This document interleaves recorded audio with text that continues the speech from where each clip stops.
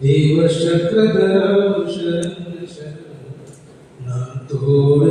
पातु सर्वज्ञ श्री चक्रधर स्वामी देव।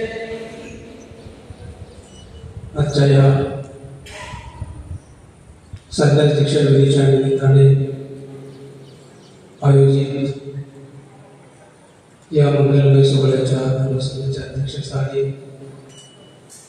विराजमान असलेले परमपूजनीय परमादरणीय महाराष्ट्राधिकार सर्व उपमा अलंकृत गुरुवारी आचार्य प्रभुश्री मामाजी, त्याचप्रमाणे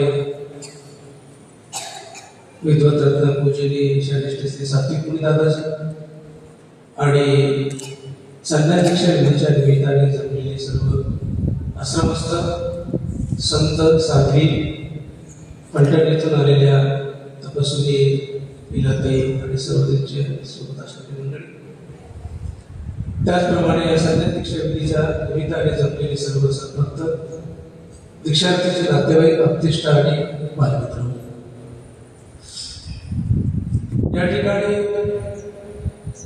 हा संन्यास दीक्षा विधीचा सोहळा संपन्न होत असताना मनस्वी आनंद होत आहे की आमच्या नांदेड जिल्ह्यातील एक जीव सर्वार्थाने या परमार्गामध्ये समर्पित होत आहे आणि या सोहळ्याला उपस्थित राहण्याचा योग म्हणजे प्रतिवर्षाप्रमाणे गुरुवारांच्या पूजनासाठी येत असलेल्या वर्षाला सगळे खुशी झाला आणि कालचा दिवस शोधला की आपण जाऊन आचार्यांची भेट घ्यावी आणि मग आज सकाळी परत जायचं, तेवढ्यात आमची शिवराज दादा आले आणि लाडगे ताई सुद्धा म्हटले की नाही तुला थांबावं लागेल. आचार्यांची आज्ञा घेतली रात्रीची, सकाळी मला निघायचे आणि मग परत थांबण्याचा योग आला. तर अतिथी म्हणून मला या ठिकाणी उभं केलं. तर अतिथी म्हणजे तिथीवार न जाणता येणारा व्यक्ती तो अतिथी. तिथी नाही वार नाही, तुम्ही तिथी ठरवून ठेवली दीक्षेची, तर मला काही माहिती नाही.